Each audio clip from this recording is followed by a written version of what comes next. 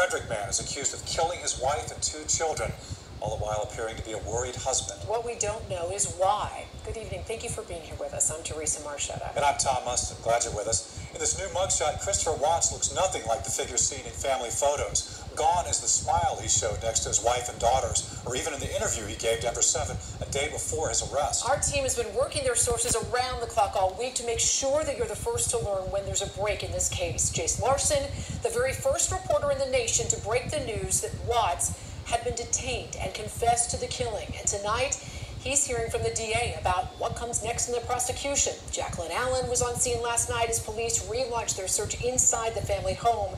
Tonight, she is hearing from the couples Chris Watts was staying with while police search for the wife and daughters police say he killed. And Jennifer Kovaleski was there today as Watts made his first appearance before a judge. She begins our team coverage tonight. Jennifer? Tom and Teresa, prosecutors just confirmed what many have long suspected, that this pregnant mom and her 2 little girls were killed inside the family's home in Frederick. Now, we know at least one of the bodies was found at an Anadarko oil and gas field. They are still searching for the little girls tonight. And I think our hearts are broken for the town of Frederick. For the small town of Frederick and investigators, this is the outcome no one wanted. It's been earth-shattering, expressing our sorrow for the loss of Shanann Watts, Bella, and Celeste.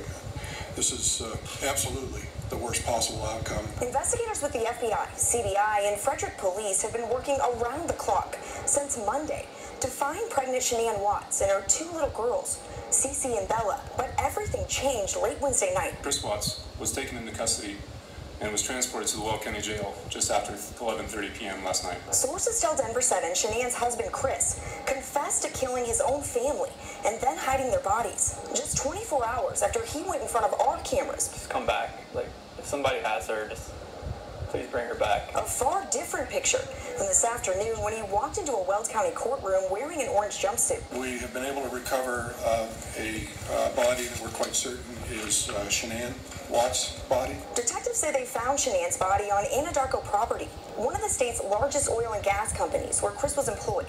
Anadarko says Chris is no longer an employee. Our hearts and our prayers go out to the families. The search is now focused on finding the bodies of those 2 young girls. We have strong reason to believe that we know where the bodies of the children are, and recovery efforts are in process on that. Just a heartbreaking story. Now, Chris Watts is facing 3 counts of first-degree murder. He has not been formally charged. That will happen on Monday, and he's due back in court on Tuesday. Now, Denver 7's Jacqueline Allen spoke with the family friend where Chris had been staying. And Jacqueline, they say they noticed something that was off that made them call investigators. Right, they say he just wasn't being proactive enough. Here at the house, there's been a steady stream of neighbors and friends building this growing memorial as people here try to wrap their heads around this tragedy, especially those who initially defended Chris.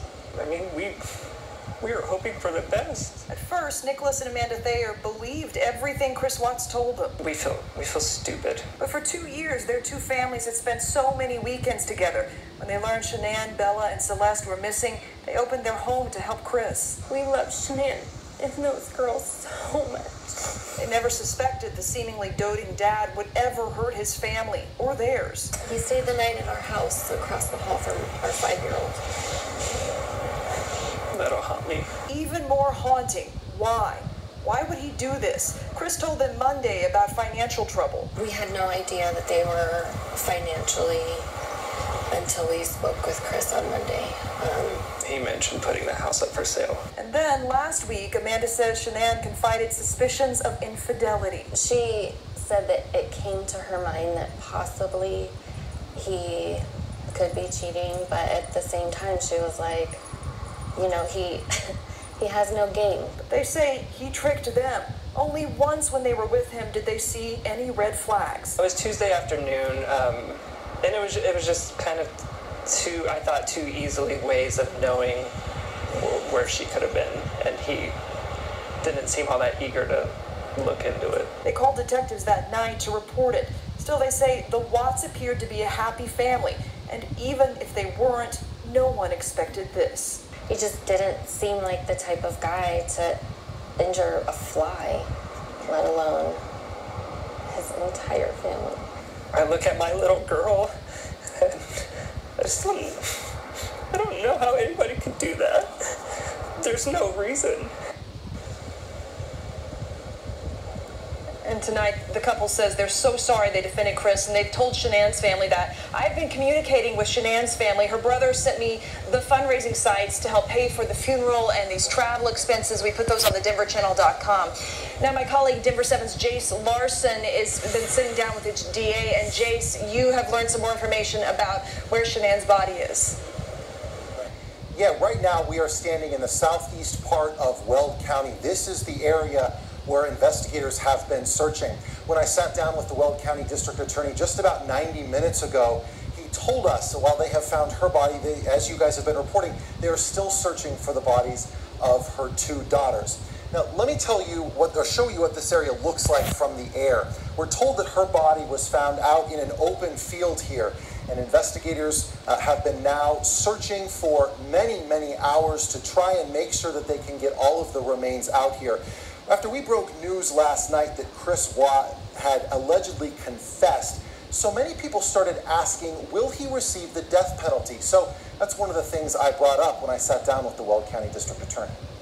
People on Facebook, on Twitter, are saying the death penalty unquestionable. What goes through your mind when you try to evaluate a case for the death penalty? With respect to this particular case, that is so far down the road I haven't even thought or begun that thought process yet. But it would certainly involve communication and collaboration, discussion with her family, law enforcement, members of my office.